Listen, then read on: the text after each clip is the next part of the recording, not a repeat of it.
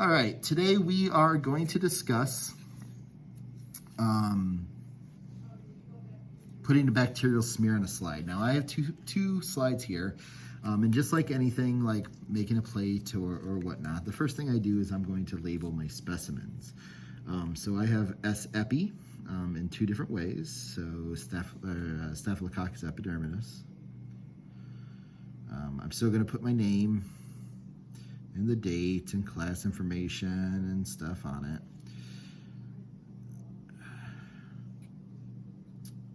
Okay, but my two different specimens is going to be from going from a liquid culture to a slide, and then the second one is going to be going from a hard culture. In this case, it's an agar plate, but it could be a slant or some other type of media. But nonetheless, I have an agar plate today. And what we're going to see here is that our goal is to get a nice thin, and I'm going to reiterate that, thin smear of cells so that we can go ahead and stain with it. So with that in mind, the first thing I'm going to have here is my specimen. I need to make sure my specimen is in the column of media well. Sure enough, you can see all the cells are no longer at the bottom, they're throughout the media as a whole. And for a broth to slide, we don't need to do too much except for sterilizing our loop. Okay.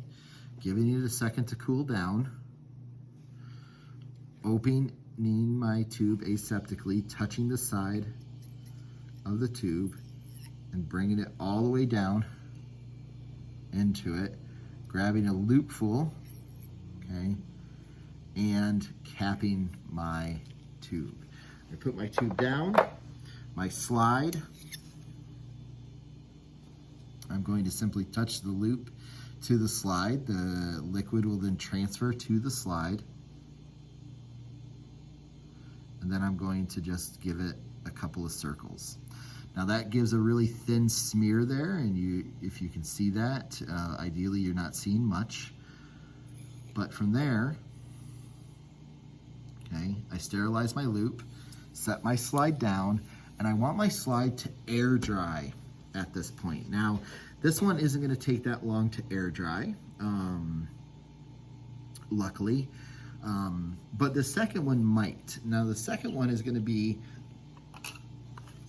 going ahead and taking my specimen from a hard agar onto my slide. Now, with this in mind, if I go ahead and take this specimen and put it onto the slide, it's not going to smear very well. I'm going to get a very thick smear. It's going to be very difficult to stain. Now, you might be able to see the stain very well, and that's great with your naked eye, but once you get it onto the scope, that stain is going to look very poor. So to deal with this, we add a little bit of deionized water. Now, I like to use these little droppers with it because I don't want a whole drop of water. I just want a very little quantity here. So you can see my slide. I'm not going to go ahead and drop a whole droplet of water on it, okay, like that.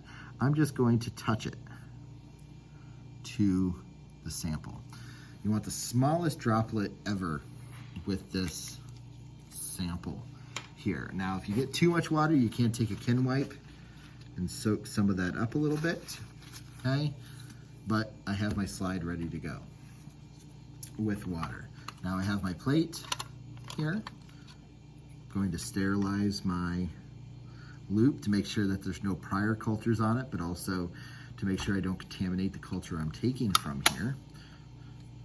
Okay, I'm gonna give it a second to cool down. Now I don't fling this too much around or blow on it because I don't want to contaminate it. Okay, I open my plate, I grab one single colony.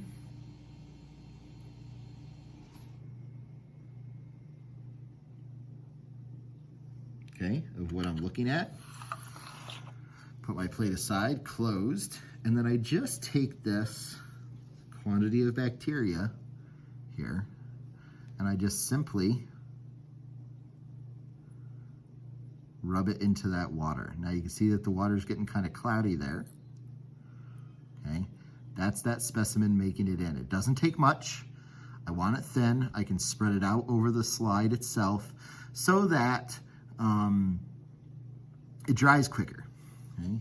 Then I sterilize my sample, put down my slide, and I'm ready to go with my bacterial smears, except there's one major step that I haven't done yet.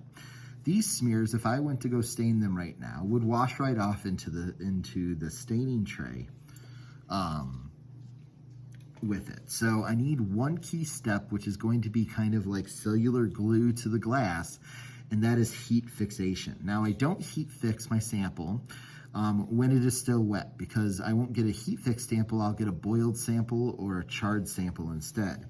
Instead, I wait until my specimen is dry, and you can see that this one is now dry, there's no liquid on it, and from there I heat fix. I can use a clamp to hold it away from the heat to it, or I can use this small tray that I have on my back disintegrator to place my slide.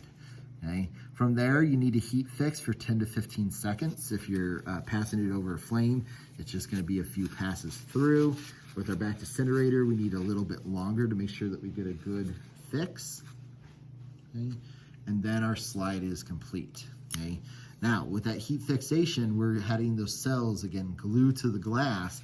So hopefully we lose minimal amounts of cells while we're doing the staining procedures. Because the staining procedures, as you're going to see in future videos here, are going to include liquids. And it would make sense that you're going to lose some cells with that. So we want to minimize that so we still have sample to look at. And that's my finished slide here. Okay. You can see the sample's nice and ready to go. And then once my my plate sample is dried, I would also heat fix that. But that, again, is going to take a little longer. And that's how we make a simple bacterial smear.